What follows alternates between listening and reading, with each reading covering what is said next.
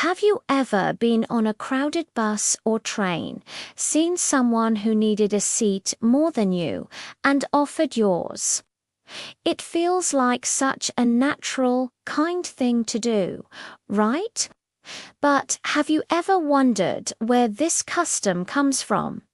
It's not just a modern rule, it's a tradition with a surprisingly deep and fascinating history. Let us travel back in time and explore how offering a seat became a hallmark of a caring society. Our story begins long before subways and city buses, in a world where social codes were deeply intertwined with respect and honor. In many ancient cultures, from ancient Greece and Rome to Confucian China, respecting your elders wasn't just a nice suggestion, it was a cornerstone of social order. Elders were seen as the keepers of wisdom, history, and tradition, showing them deference, which included simple acts like giving them the best seat by the fire or the most comfortable place to rest, was a way of honoring the entire community's past and future. It was a physical demonstration of the social hierarchy, where age and experience were held in the highest regard. This wasn't about pity. It was about profound respect. As we move into the Victorian era in the 19th century, society was changing rapidly. Cities were growing, and for the first time, public transportation, like horse-drawn omnibuses and early trains, became common. This created new social situations where strangers were suddenly packed together in close quarters. It was during this time that the concept of chivalry, once associated with knights and courtly love, was adapted for the modern gentleman.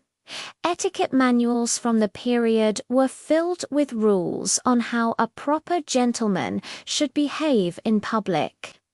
One of the foremost rules: a man should always give up his seat for a lady.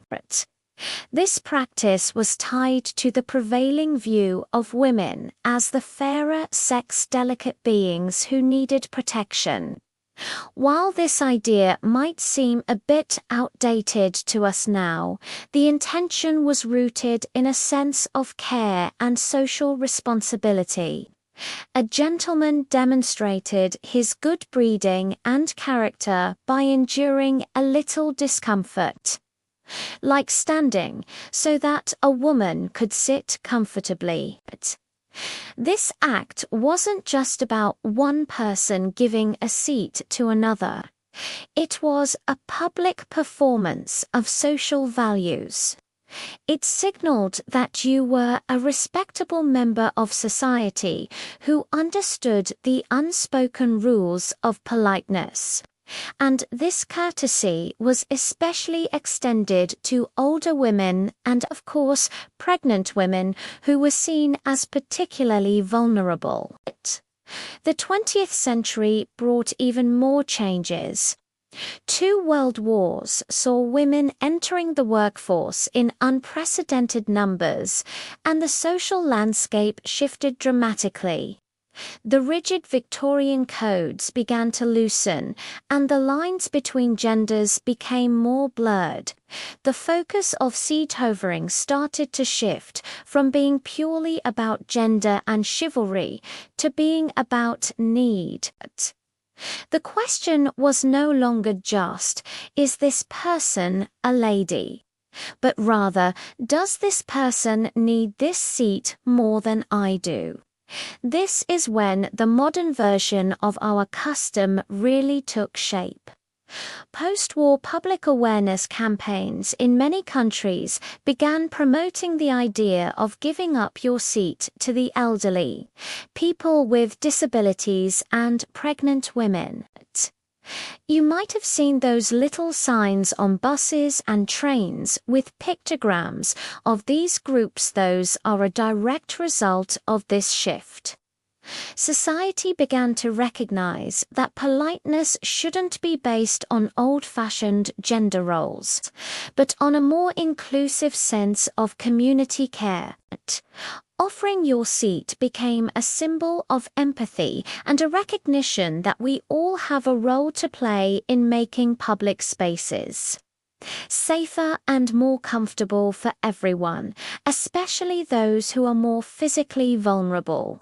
So today, when you offer your seat, you're not just doing a nice thing. You're participating in a tradition that stretches back centuries. You're carrying on a legacy of respect for elders that began in ancient civilizations, a code of chivalry from the Victorian age, and a modern sense of community care that emerged from the 20th century. It's a small gesture, but it's packed with history and meaning.